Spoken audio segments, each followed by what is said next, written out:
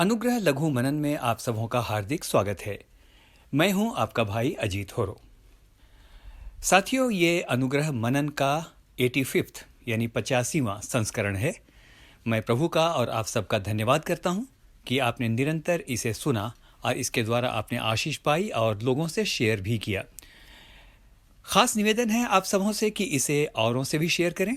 YouTube का link ज़रूर दूसरों को भेजें और फेसबुक पर भी आप हमें फॉलो कर सकते हैं। तो चलिए अब चलते हैं आज के मनन में। आज हम विचार करेंगे सभोपदेशक की पुस्तक, उसका 3रा अध्याय और उसके 2 पद पर। यहाँ इस प्रकार से लिखा है, हर एक बात का एक अवसर और प्रत्येक काम का जो आकाश के नीचे किया जाता है एक समय है। मित्र, इस पद को दुनिया के सबसे बुद्धिमान शख्स राजा सुलेमान ने लिखा है। सच बात तो यह है कि हर बात का एक समय है और यदि वे समय पर ना हो तो परेशानियां और मुसीबतें बढ़ जाती हैं। आपको एक सच्ची घटना बताना चाहता हूं। आपने 18वीं शताब्दी के सुप्रसिद्ध प्रचारक चार्ल्स स्पर्जन के बारे में सुना होगा। वे 18वीं शताब्दी के सबसे प्रभावशाली प्रचारक माने जाते हैं। अपने प्रचार के द्वारा उन्होंने बहुत सी आत्माओं को कलवरी के क्रूस की छाया तक पहुंचाया। ऐसा कहते हैं कि एक बार वे ब्रिटेन के किसी शहर में प्रचार करने के लिए गए हुए थे and he was staying in a hotel. एक दिन शाम को मीटिंग से आने के बाद उन्होंने नोट किया कि होटल में बड़ी रौनक है, बहुत बड़ी भीड़ होटल के आसपास में जमा है। होटल को विशेष तरीके से सजाया गया है। चार्ल्स स्पर्जन अपने कमरे में चले गए और खाने का ऑर्डर दिया। जो वेटर ऑर्डर देने के बाद जस्ट 15 मिनट में खाना लेकर आ जाता था, वह आज लगभग 1 घंटे बाद खाना लेकर आया। उन्होंने वेटर से देर से आने का कारण पूछा और यह भी पूछा कि आज होटल में इतनी चहल पहल क्यों है। खुशी से वेटर की आंखें चमकने लगीं और उसने बताया कि आज हॉलीवुड की एक बहुत ही मशहूर हीरोइन एक नई फिल्म की शूटिंग के सिलसिले में आई है और इसी होटल में रुकी हुई है। वेटर ने यह भी बताया कि उस हीरोइन की सेवा की जिम्मेदारी भी उसी के पास है, इसीलिए आने में देर हो गई। खैर, रात को जब चार्ल्स स्पर्जन प्रार्थना करने बैठे तो पवित्र आत्मा ने उससे कहा, जाओ और उस अभिनेत्री को मेरा सुसमाचार सुनाओ। चार्ल्स ने इस विचार को झटक दिया और सोचने लगे, भला ऐसा कैसे हो सकता है? इतनी प्रसिद्ध अभिनेत्री क्या मुझे समय देगी? क्या उसके पास इतना समय होगा कि वो मेरी बात को सुने भी? मित्र, रात तो निकल गई, लेकिन दूसरे दिन फिर से पवित्र आत्मा ने उसके मन में यही बात डाली और कहा, जाओ उसे सुसमाचार सुनाओ क्योंकि वह भी मेरी बेटी है। मित्र, इस बार वे टाल नहीं सके और उस अभिनेत्री से मिलने का समय ले लिया। भेंट हुई और चार्ल्स स्पर्जन ने उस अभिनेत्री को यीशु के बारे बताना शुरू किया। सब कुछ सुनने के बाद अभिनेत्री ने कहा, ये सब बाद की बातें हैं। अभी तो मैं सुंदर हूं, अभी तो मैं जवान हूं, मेरे पास दौलत है और शोहरत है, मैं बहुत व्यस्त हूं और आपके यीशु के लिए मेरे पास समय नहीं है। बात चल रही थी और वे कॉफी पी रहे थे।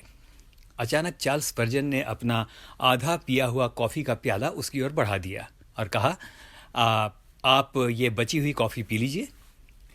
मित्र, आप समझ सकते हैं रिएक्शन क्या हुआ होगा। वो अभिनेत्री गुस्से से लाल हो गई और कहा, यह क्या बदतमीजी है? भला मैं आपके आधे पिए हुए प्याले से कैसे पी सकती हूं?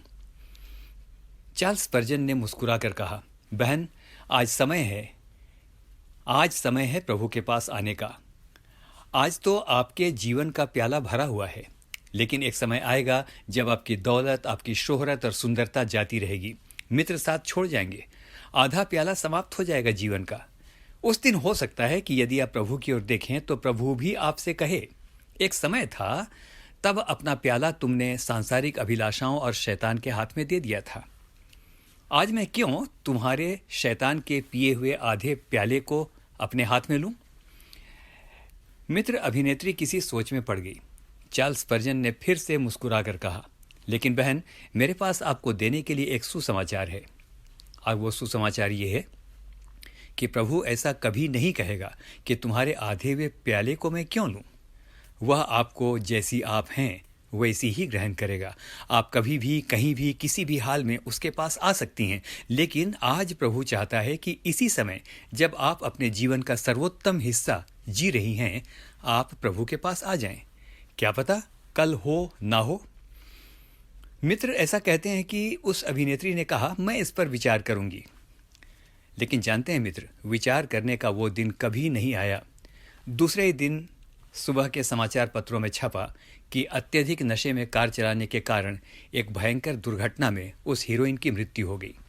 उसके पास समय था निर्णय लेने का, लेकिन उसने इस महत्वपूर्ण निर्णय को टाल दिया था।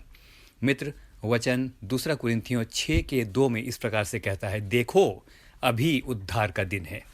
आप कहेंगे, भाई हमने तो प्रभु को ग्रहण कर लिया है, अब क्या करें? मित्र, इनफैक्ट आपसे प्रभु चाहता है कि आप उसे अपने जीवन का बेस्ट दें। Give the best to the lord and the best will come back to you. दूसरी बात आपसे कहना चाहता हूँ, याद रखिए, याद रखिए, याद रखिए, हर बात का एक समय है। शरीर की बीमारियों को चेक करने का एक समय है, पढ़ाई करने का, करियर पर ध्यान देने का एक समय है, बुरी आदतों को भी छोड़ने का एक समय है, बच्चों और जीवन साथी को समय देने का, माफ़ी मांगने का, पश्चाताप करने का भी एक समय है।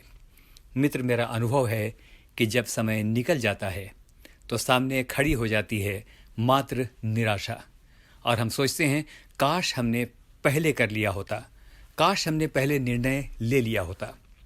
तो आइए अब कंक्लूड करते हैं। तो कहना चाहता हूं कि प्रभु में बने रहिए और किसी भी काम को मत टालिए। हमारा आलस्य, हमारा ढुलमुल रवैया हमारे लिए बहुत परेशानी पैदा कर सकता है। एक एक करके दिन गुजरते जाते हैं और पता ही नहीं चलता कब जिंदगी गुजर गई। इफिसियों 5:16 में इस प्रकार से लिखा है, इसे हमेशा याद रखिएगा। यहाँ लिखा है, अवसर को बहुमूल्य जानो।